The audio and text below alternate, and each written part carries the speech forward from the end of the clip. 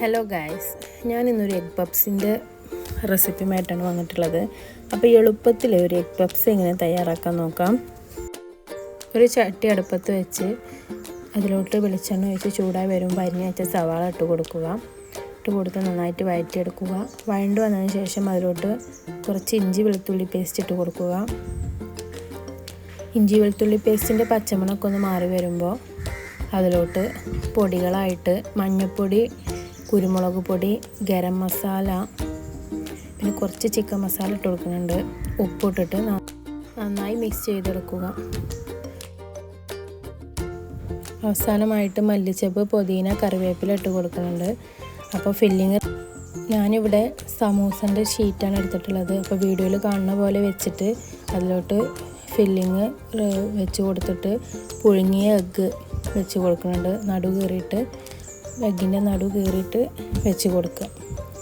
എന്നിട്ട് അത് വീഡിയോയിൽ കാണുന്ന പോലെ മടക്കിയെടുക്കുക. അങ്ങനെ ഓരോ പപ്സും ഇതുപോലെ മടക്കിയെടുക്കുന്നുണ്ട്. മടക്കിയെടുത്തതിന് ശേഷം ചൂടായ എണ്ണയിലിട്ട് ഫ്രൈ ചെയ്തെടുക്കുക.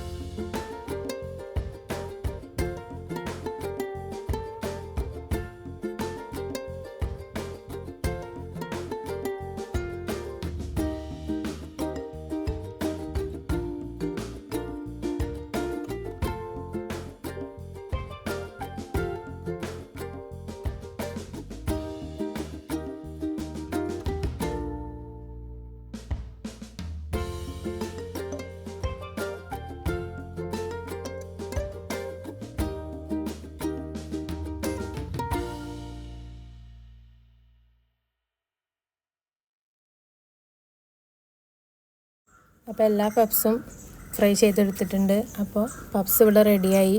അപ്പോൾ സിമ്പിൾ റെസിപ്പിയാണ്, എല്ലാവരും ട്രൈ ചെയ്ത് നോക്കണേ. വീഡിയോ ഇഷ്ടമായാൽ ലൈക്ക് ചെയ്യുക, ഷെയർ ചെയ്യുക, സബ്സ്ക്രൈബ് ചെയ്യുക.